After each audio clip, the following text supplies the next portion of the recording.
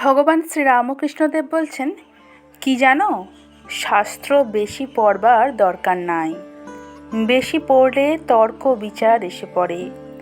ন্যাংটা আমায় শেখাতো, উপদেশ দিত। এখানে ভগবান শ্রীরামকৃষ্ণ ন্যাংটা বলতে ঠাকুরের গুরুদেব তোতাপুরীর কথা বলেছেন। তা তিনি বলছেন, ন্যাংটা আমায় শেখাতো, উপদেশ দিত, গীতার 10 বার বললে যা হয় তাই গীতার সার।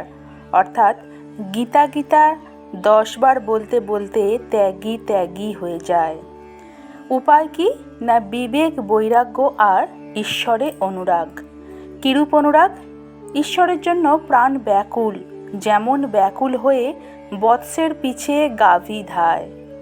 পণ্ডিত বলছেন, বেদে ঠিক অমনি আছে, গাভী যেমন বৎসের জন্য ডাকে, তোমরা আমাকে তেমনই ডাকছ।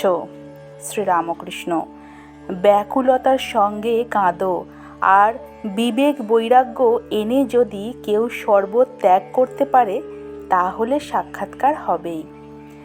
সে ব্যাকুলতা এলে উন্মাদের অবস্থা হয়। তা জ্ঞান পথেই থাকো আর ভক্তি পথেই থাকো। দুর্বাসার জ্ঞানোন্মাদ হয়েছিল। সংসারীর জ্ঞান আর সর্বত্যাগীর জ্ঞান অনেক তফাৎ।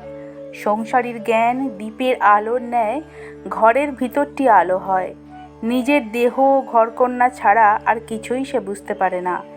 সর্বত্যাগীর জ্ঞান সূর্যের আলোর ন্যায়, সে আলোতে ঘরের ভিতর বার সব দেখা যায়। চৈতন্যদেবের জ্ঞান সৌরভ জ্ঞান, জ্ঞান সূর্যের আলো, আবার তার ভিতর ভক্তিচন্দ্রের শীতল আলোও ছিল। ব্রহ্মজ্ঞান, ভক্তি, প্রেম দুই ছিল। এখানে কথামৃতকার শ্রীম একটি প্রশ্ন চিহ্ন তুলেছেন।